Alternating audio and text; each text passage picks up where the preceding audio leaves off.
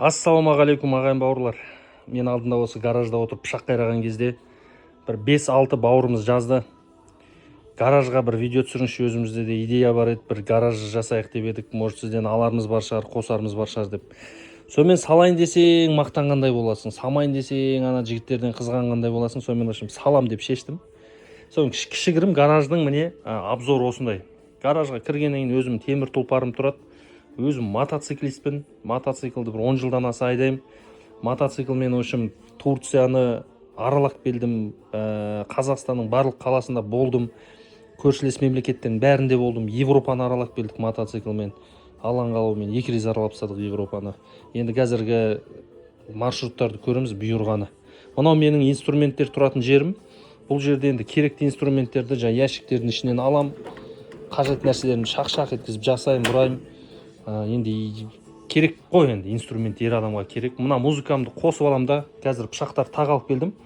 Алдында қайрағаныма 10 күн ба, 15 күн ба өткен пышақтарды. Қазір қарасаңыздар уже май жүздері біраз қайтып қалған. Мусатпен алам да бұны жақсылап қайраймын. Мына жерде шлемдер тұрады. Мына жерде өзім диваным. Отырып алып оңашада жаңағыдай миымды бір жұмыс етемін осы жерде отырып алып, өз-өзіммен сөйлесемін деген сияқты. Осындай бір кішігірім гараж. Мынау менің өзім экипировкаларым, айттым ғой, жолда көп жүрем. Экипировка мен үшін ол өте маңызды нәрсе. Мен бұл экипировкаға қалай болса солай қарамаймын салғырт. Бұл менің өмірім сақтап қалатын нәрсе, сол үшін защитасы, анау-мынау бәрі болу керек. Мен бұны неге сетка қылып жасадым? Өйткені мына жердегі кондиционерден үрлеп мынаның ішінде экипировка кеуіп тұру керек.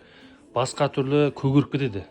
Күн ыстықта іші дымқылданып көгеріп кетеді. Сондай болмас үшін перфорациядан жасадым. Мына жерде менің шлем перчаткаларым мен аяқ киімдерім, енді анау-мынау заттар деген сияқты. Болды, міне гараж осы.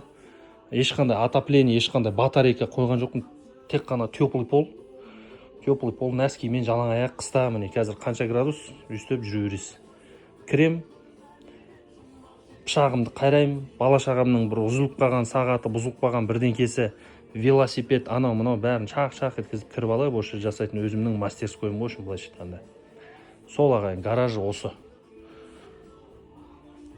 Өзіме ыңғайлы қылып жасаған гаражым осы. Сұраған ағайын бауырларға жіберіп жатқан видеом.